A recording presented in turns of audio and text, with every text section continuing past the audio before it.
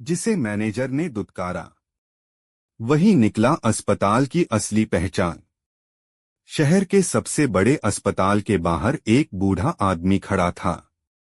साधारण कपड़े, पैरों में पुरानी चप्पल, चेहरे पर थकान और आंखों में दर्द साफ दिख रहा था। वह धीरे धीरे अंदर जाने की कोशिश करता है। लोग उसे अनदेखा कर आगे निकल जाते हैं। बारिश की हल्की बूंदें उसके कपड़ों को भिगो रही थीं। रिसेप्शन पर खड़ा मैनेजर उसे ऊपर से नीचे तक देखता है। यहाँ क्यों आए हो, वह रूखे स्वर में पूछता है। बूढ़ा आदमी धीमी आवाज में इलाज की बात करता है। मैनेजर उसके कपड़ों पर हंस देता है। पास खड़े लोग भी अजीब नजरों से देखने लगते हैं। बूढ़ा आदमी चुपचाप सिर झुका लेता है।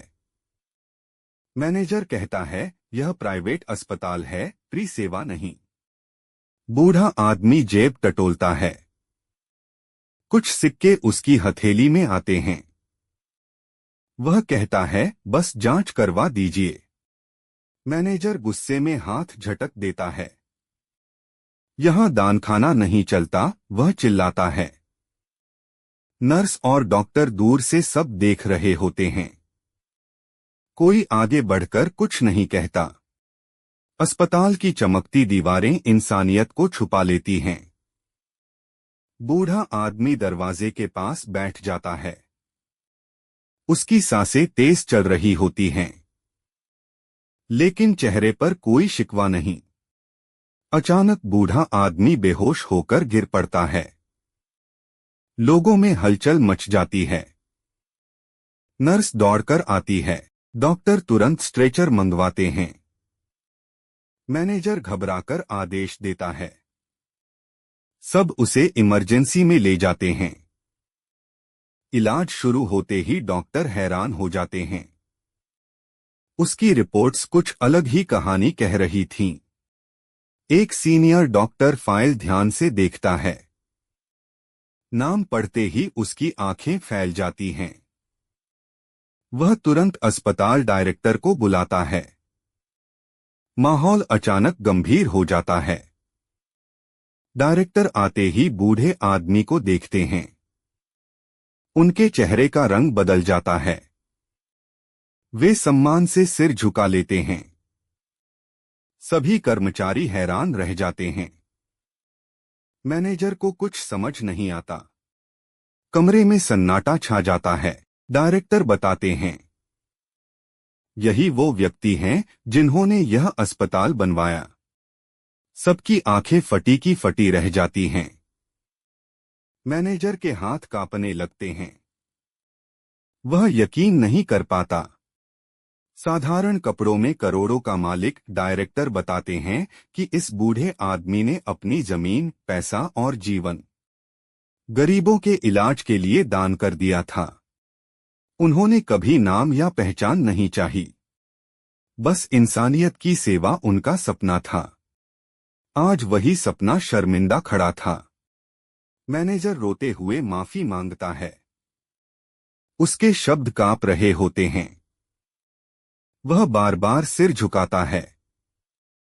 बूढ़ा आदमी आंखें खोलता है। धीमी मुस्कान उसके चेहरे पर आती है। वह कुछ नहीं कहता। थोड़ी देर बाद बूढ़ा आदमी बैठता है।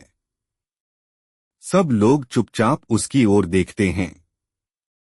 वह कहता है, मैं तुम्हारी परीक्षा लेने नहीं आया था।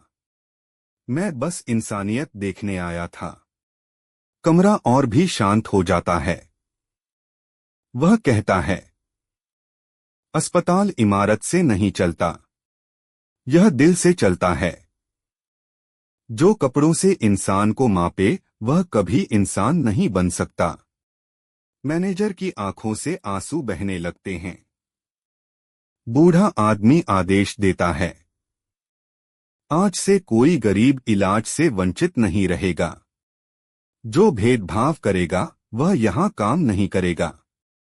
डॉक्टर और नर्स सिर हिलाते हैं। सब कुछ बदलने वाला था।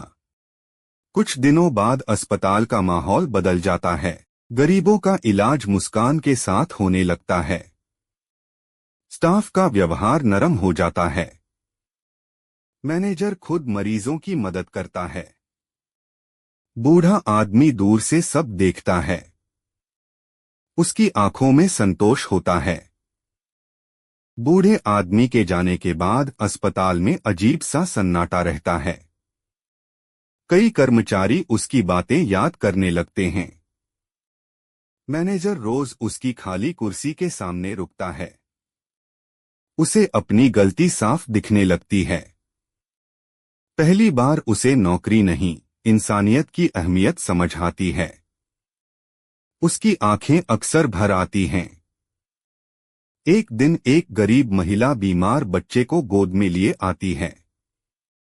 उसके पास पैसे नहीं होते। मैनेजर खुद आगे बढ़कर स्ट्रेचर मंगवाता है। बिना कागज पूछे इलाज शुरू करवा देता है।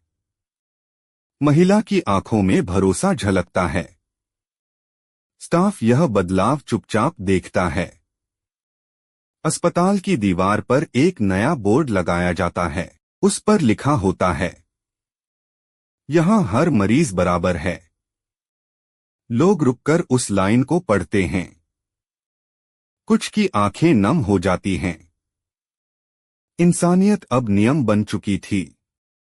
कुछ महीने बाद अस्पताल की पहचान बदल जाती है। लोग इसे नाम से नहीं, भरोसे वाला अस्पताल कहने लगते हैं। दूरदराज से गरीब लोग आने लगते हैं। किसी को दुत्कारा नहीं जाता। बूढ़े आदमी की सोच जिंदा रहती है। एक शाम मैनेजर छत पर खड़ा शहर को देखता है। हवा में हल्की ठंडक होती है। वह मन ही मन कहता है, माफ कर दीजिए, अब देर नहीं होगी। दूर कहीं एक बूढ़ी सी परछाई मुस्कुराती सी लगती है। अस्पताल की रोशनी इंसानियत की तरह चमकती रहती है। जिस दिन इंसान पद से नहीं, दिल से काम करने लगे,